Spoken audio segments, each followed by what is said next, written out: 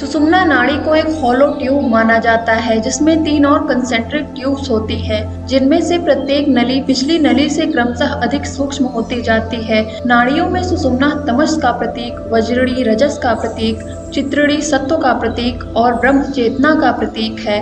कुंडलिनी द्वारा क्रिएट की हुई हायर कॉन्शियसनेस ब्रह्म नाड़ी से होकर गुजरती है।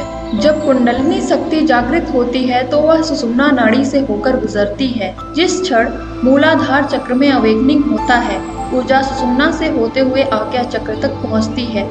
मूलाधार चक्र एक शक्तिशाली जनरेटर की तरह है। इस जनरेटर को चालू करने के लिए आपको एक प्रकार की प्राणिक ऊर्जा की आवश्यकता होती है।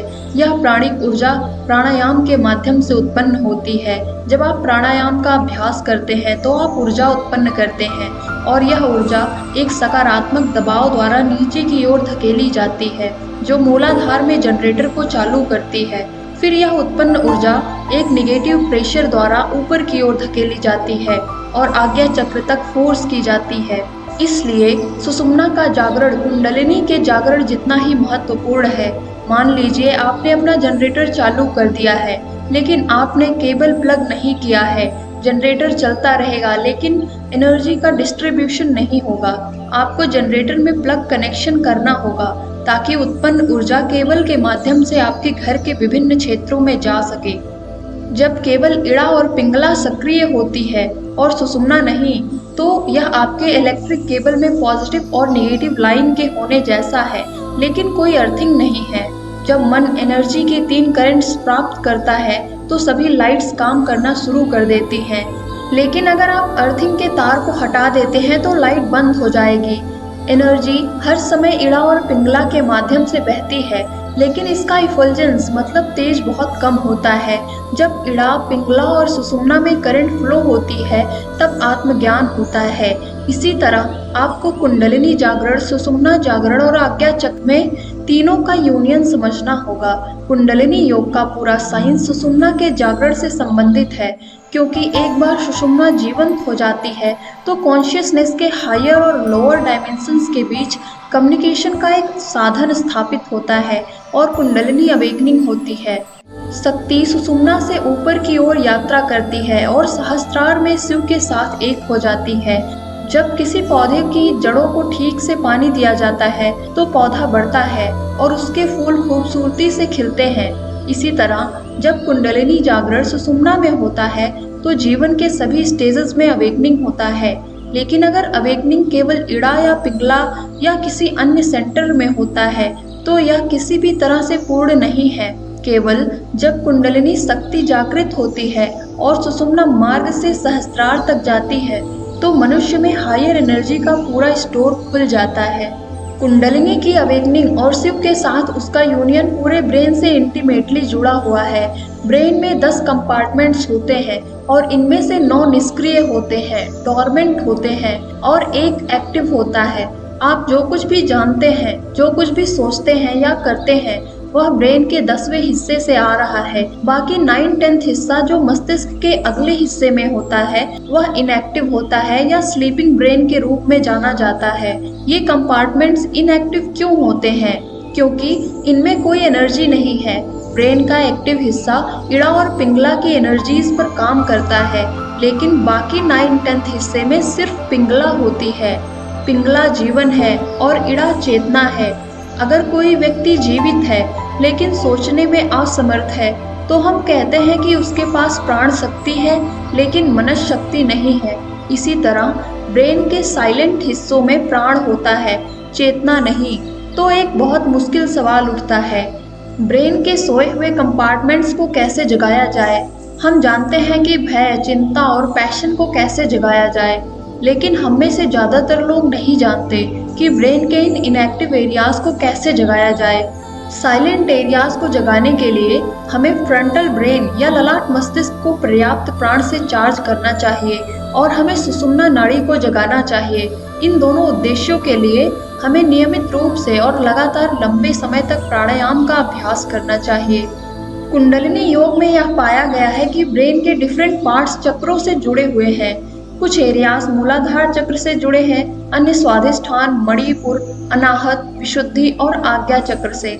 जब आप इलेक्ट्रिक लैंप जलाना चाहते हैं तो आपको लैंप छूने की जरूरत नहीं है, आप इसे दीवार पर लगे स्विच के जरिए जला सकते हैं। इसी तरह जब आप ब्रेन को अवेकन करना चाहते हैं तो आप इसे डायरेक्टली डील नहीं कर सकते, आपको चक्रों में स्थित स्विच को पुश करना होगा। मॉडर्न साइंस ब्रेन के इनएक्टिव एरियाज को 10 भागों में विभाजित करता है, जबकि कुंडलिनी योग में हम इसे 6 भागों में विभाजित करते हैं। ब्रेन की क्वालिटीज और मैनिफेस्टेशंस भी 6 प्रकार की होती हैं, जैसे साइकिक पावर्स। ये ब्रेन के करस्पॉन्डिंग एरियाज में डिग्री ऑफ अवेकनिंग के अनुसार अलग अलग व्यक्तियों में मैनिफेस्ट होती हैं। हर कोई क्लैरोवॉयंट मतलब दिव्यदर्शी या टेलीपैथिक नहीं होता। कुछ लोग टैलेंटेड म्यूजिशियंस होते हैं, कोई भी गा सकता है, लेकिन ब्रेन में एक सेंटर होता है जहां ट्रांसेंडेंटल म्यूजिक खुद को एक्सप्रेस करता है। एक जीनियस व्यक्ति वह होता है जो ब्रेन के एक या एक से अधिक इनएक्टिव एरियाज को जागृत करने में सक्षम होता है। जिन लोगों में जीनियस की झलक होती है वे होते हैं जिनके ब्रेन के कुछ सर्किट में क्षणिक जागृति होती है। यह पूर्ण जागृति नहीं है। जब पूरा ब्रेन जागता है तो आप एक जूनियर देवता या दिव्यता का अवतार बन जाते हैं। जीनियस व्यक्ति कई प्रकार के होते हैं, जैसे विलक्षण प्रतिभा वाले बालक, प्रेरणादायी कवि, संगीतकार, इन्वेंटर्स, भविष्यवक्ता आदि। इन लोगों में आंशिक जागृति हुई है, पार्शियल अवेकनिंग। सहस्त्रार कुंडलिनी का वास्तविक स्थान है, फिर भी क्लासिकल डिस्क्रिप्शंस मूलाधार चक्र में कुंडलिनी के जागरण पर बहुत जोर देते हैं, लेकिन ये एक वाइड स्प्रेड गलत धारणा है कि कुंडलिनी को वहां जागृत किया जाना चाहिए और सभी चक्रों से ट्रेवल करते हुए सभी चक्रों को जागृत करना चाहिए। मूलाधार अन्य चक्रों की तरह केवल एक मैनिपुलेटिंग सेंटर या स्विच है, लेकिन अधिकांश लोगों के लिए इस स्विच को ऑपरेट करना आसान होता है। प्रत्येक चक्र स्वतंत्र है, वे एक दूसरे से जुड़े नहीं हैं। इसका मतलब अगर कुंडलिनी शक्ति मूलाधार में जागृत होती है तो यह सीधे सहस्त्रार में जाती है, मस्तिष्क में एक विशेष केंद्र में। इसी तरह स्वाधिष्ठान से शक्ति सीधे सहस्त्रार में जाती है, मणिपुर से यह सीधे सहस्त्रार में जाती है और इस तरह आगे भी। कुंडलिनी को एक व्यक्तिगत चक्र में जागृत किया जा सकता है या यह सामूहिक रूप से चक्रों के पूरे नेटवर्क में जागृत हो सकती है। प्रत्येक चक्र से जागृति का झटका सहस्त्रार के ऊपर तक जाता है। हालांकि जागृति कायम नहीं रहती है और मस्तिष्क के वे केंद्र निष्क्रियता में लौट जाते हैं।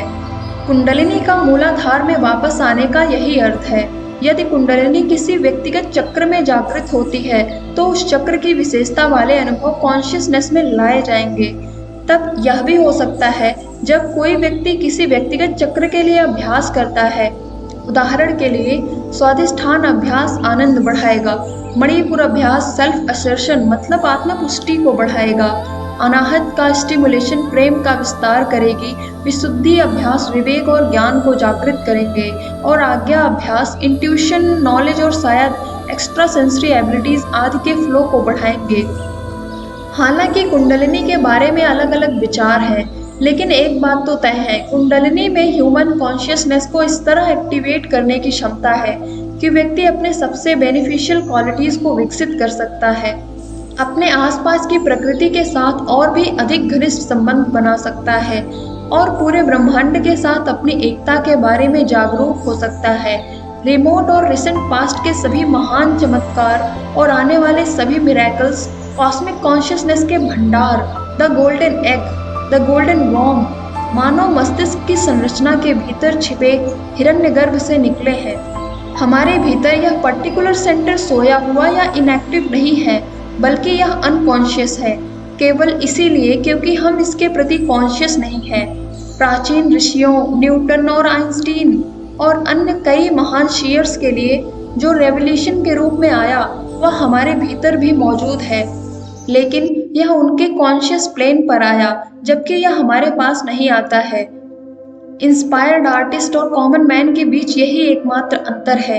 कुंडलिनी योग का उद्देश्य वास्तव में मनुष्य की शक्ति को जगाना नहीं है, बल्कि शक्ति को धरती पर लाना या अनकॉन्शियस या हायर कॉन्शियसनेस की शक्ति को नॉर्मल कॉन्शियसनेस में लाना है। हमें कॉन्शियसनेस को जगाने की कोई आवश्यकता नहीं है, क्योंकि यह हमेशा जागृत रहती है।